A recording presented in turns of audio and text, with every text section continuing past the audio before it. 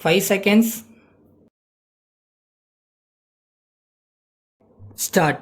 மாண்புமிகு பேரவை தலைவர் அவர்களே, இன்று நடைபெறுகிற விவாதம் மின்சார வாரியத்தின் நிதிநிலை அறிக்கை மீதானதாகும்.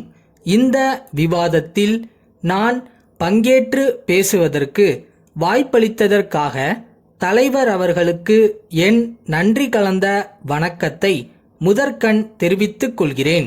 மின்சார வாரியம் நல்ல முறையில் பணியாற்றி வருவதற்கு காரணமாயிருக்கிற மாண்புமிகு அமைச்சர் அவர்களையும் அந்த துறையில் பணியாற்றி வரும் பணியாளர்களையும் நான் பாராட்ட கடமைப்பட்டிருக்கிறேன் என்பதை கூறிக்கொள்ள விரும்புகிறேன். ஏராளமான விவசாய கிணறுகளுக்கும் மின்சார இணைப்பு அளித்திருப்பதோடு எல்லா கிராமங்களுக்கும் மின்சார வசதி அளித்திருப்பது மிகவும் பாராட்டுக்குரிய சாதனையாகும் என்று கூறிக்கொள்ள ஆசைப்படுகிறேன்.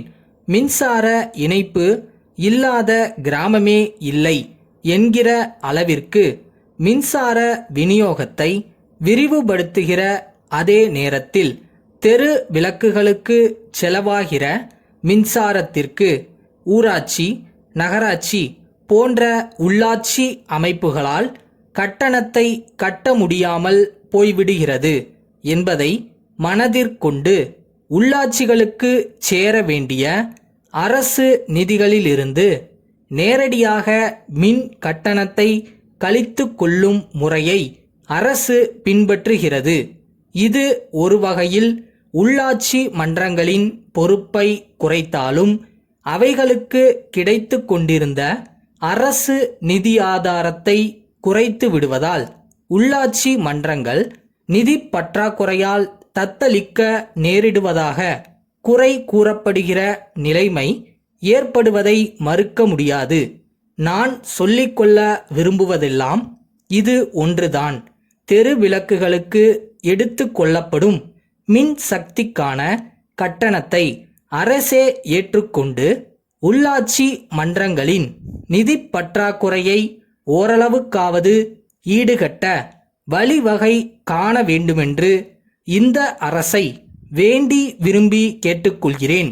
அடுத்தபடியாக நான் வலியுறுத்தி கூற ஆசைப்படுவது என்னவென்றால், நாம் மிகவும் பரவலாக மின்சார விநியோகத்தை செய்திருக்கிறோம் என்று பெருமிதம் அடைகிற நேரத்தில் மின்சார தட்டுப்பாடு ஏற்படுவதையும் மனதில் கொள்ள வேண்டியது அவசியம். உற்பத்தியாகிற மின் சக்தியை விட அதிகமான தேவை ஏற்படும்போது பற்றாக்குறை ஏற்படத்தான் செய்யும்.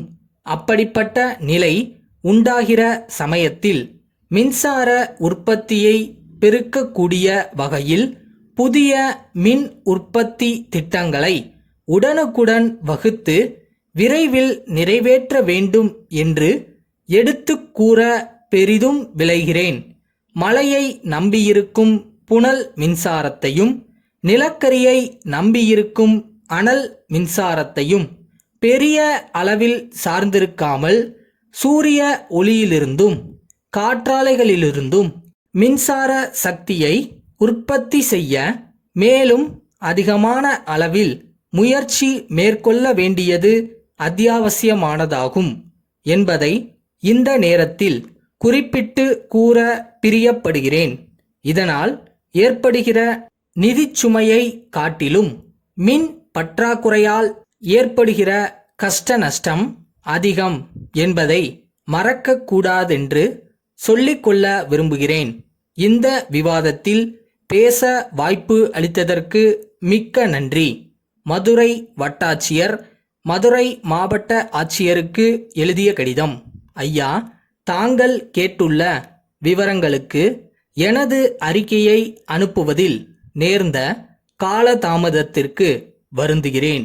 இடையில் தேர்தல் பணிகள் வந்துவிட்டதால் தேவையான தகவல்களை பெற இயலாமல் போனதுதான் தாமதத்திற்கான காரணம்.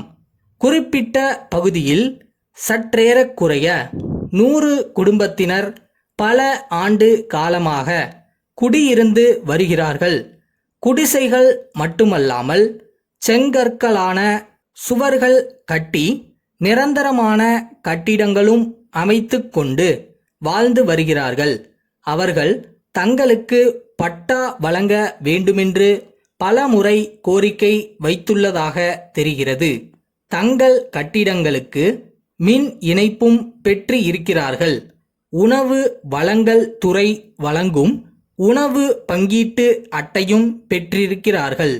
அரசு புறம்போக்கு நிலம் என்பதாலும் வேறு எந்த உபயோகத்திற்கும் இந்த நிலம் தேவை இருக்காது என்பதாலும் அவர்களுக்கு பட்டா வழங்குவதற்கான ஆணை கோரி அரசுக்கு தேவையான கருத்துரு அனுப்பலாம்.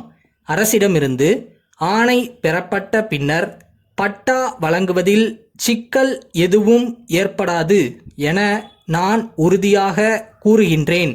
தங்கள் நம்பிக்கையுள்ள